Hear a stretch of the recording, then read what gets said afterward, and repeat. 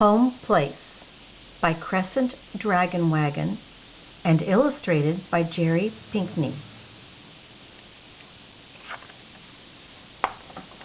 Every year these daffodils come up.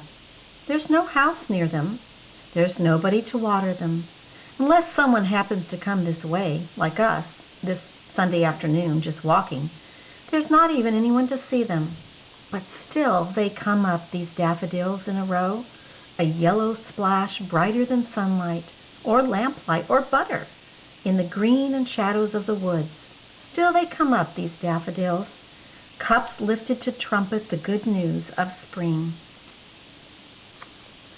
Though maybe no one hears except the wind, and the raccoons who rustle at night, and the deer who nibble delicately at the new growth, and the squirrels who jump from branch to branch of the old black walnut tree.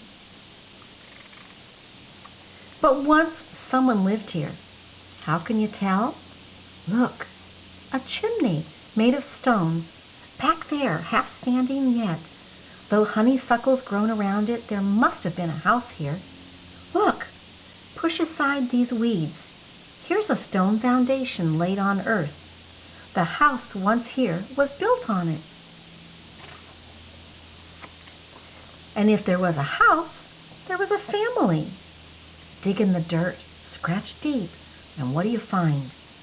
A round blue glass marble, a nail, a horseshoe and a piece of plate, a small yellow bottle, a china doll's arm. Listen. Can you listen? Back, far back? No, not the wind. That's now. But listen back and hear. A man's voice, scratchety sweet, singing Amazing Grace.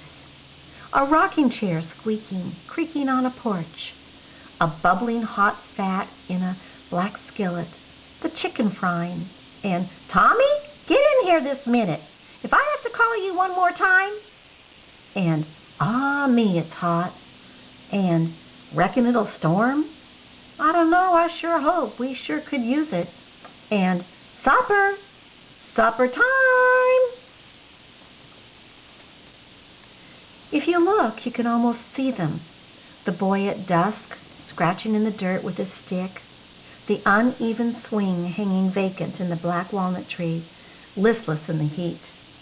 The girl upstairs combing out her long, long hair, unpinning, unbraiding, and combing by an oval mirror. Downstairs, Papa washing dishes as Mama sweeps the floor, and Uncle Ferd, Mama's brother, coming in whistling back from shutting up the chickens for the night, wiping the sweat from his forehead. Ah, Lord, it's hot, even late as it is. Yes, it surely is. Someone swats at a mosquito. Bedtime. But in that far back summer night, the swing begins to sway as the wind comes up and the rain comes down. There's thunder, there's lightning. That's just like now. The dry, dusty earth soaks up the water, the roots of the plants, like the daffodil bulbs that Mama planted, hidden under the earth, but alive and growing. The roots drink it up. A small green snake coils happily in the wet woods. And Tommy sleeps straight through the storm. And the girl, who wishes for a yellow hair ribbon, wakes and then returns to sleep, like Uncle Ferd, sighing in his dreams of walking down a long road with change in his pocket.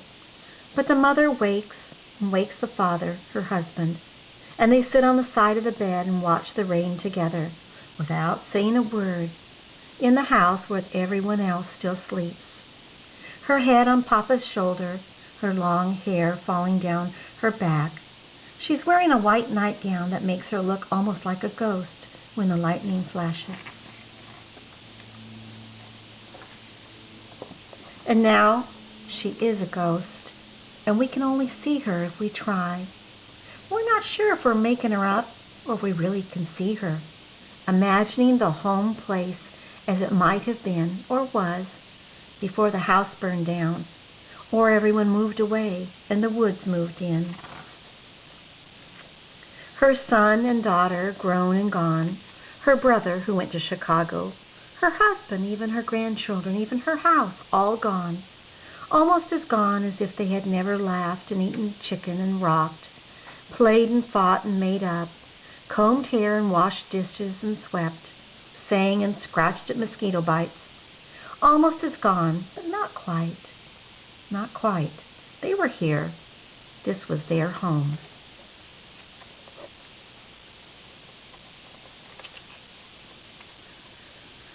For each year in a quiet green place, where there's only a honeysuckle vine chimney to tell you there was even a house, if, that is, you happen to travel that way and wonder like we did, where there's only a marble, a nail, a horseshoe, a piece of plate, a piece of doll, a single rotted, almost gone piece of rope swaying on a black walnut tree limb, to tell you there was ever a family here.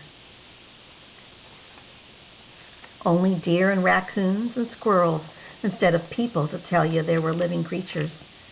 Each year still, whether anyone sees or not, whether anyone listens or not, the daffodils come up to trumpet their good news forever and ever. The end.